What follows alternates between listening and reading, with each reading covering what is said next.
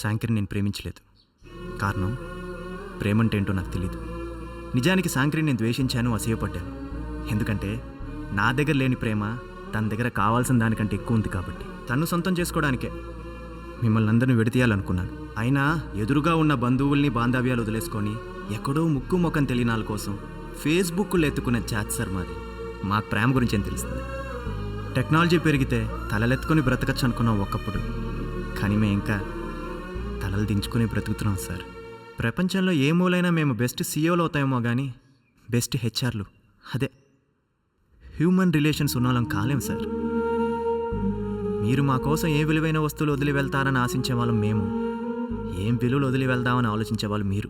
అందుకే భవిష్యత్తులో అలాంటి సుకుమార్ని మీరు చూడకూడదనుకుంటే మీ అమ్మాయినిచ్చి నాకు పెళ్లి చేయండి సార్. ఇది స్వార్థం కాదు, కనీసం మా పిల్లలైన విలువలతో పెరుగుతారని. నన్ను క్షమించండి, నన్ను క్షమించండి. మేము క్షమిస్తాం. మా ఇంట్లో ఏ విషయమైనా సరైన నిర్ణయం తీసుకునే వాళ్ళకే వదిలేస్తాం. ఇది శాంకర్కి సంబంధించిన విషయం. వెళ్ళి దాన్ని కలుసుకో. వెళ్ళు బాబు, వెళ్ళు.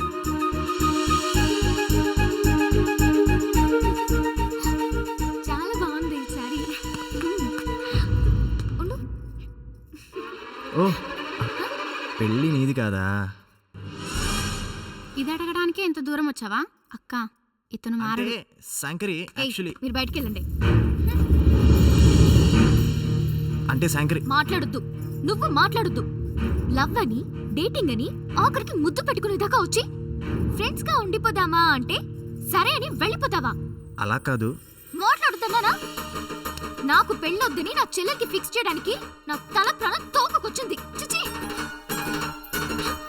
చూసావా చూసావా, నువ్వెప్పటికీ సుకుమారుడివి కాదు, రాయివి.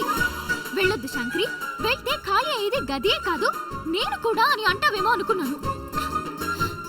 చూడు, బండరాయిలో ఎలా నిలబడ్డావు. వెళ్ళిక్కడి నుంచి. మాట్లాడొద్దన్నావు, మాట్లాడమంటావా? వెళ్ళకు శాంకరి, నువ్వు వెళ్తే ఖాళీ అయ్యేది గదే కాదు నేను కూడా. నీకోసం ఎంతో దూరం నుంచి వచ్చాను.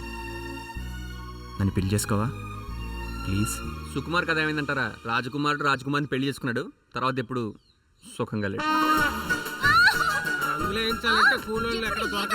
అక్కడ చూడు ఎంత చండాలంగా ఉందో. ఎవరు దొరకకపోతే అలా వదిలేస్తారా? మీరంతా ఉన్నారు కదా, దీని గురించి చెప్పకపోతే మా నాన్నకి ఇప్పుడు సుకుమార్ దేవుళ్ళ కనిపిస్తున్నాడు, ఎందుకంటే దేవకి రాక్షసులా కనిపిస్తుంది కాబట్టి. నువ్వేనయ్యవరా బాబు, తెక్కగానైనా మర్యాదగా మాట్లాడేవాడివి. దానికి పొగర్రా. అనుభవించు. నువ్వేగా పోయేదాన్ని ఇంట్లో పెట్టుకున్నా, ఎంజాయ్ చేయి. నెట్టమ్మా, నువ్వు నెట్టు, కొంచెం నెట్టమ్మా, లేకపోతే నా ముగ్గురు నెట్టమను. చూడు, చేయాల్సిందంతా చేసి ఎక్కడున్నాడు ఆ దుర్మార్గుడు? మాకు తెలుసులేవయ్యా. కనీసం చేతులన్నా కడుకోండి సార్. ఆహా, పోవమ్మా. బుజ్జమ్మా, అమ్మాయిని కన్నామంట. ఇదిగోరా నీ కూతురు. బుజ్జులు. ఏం పేరు పెడదాం? వద్దనమ్మా. కూర్చోబెడి. మళ్ళీ పుట్టావా?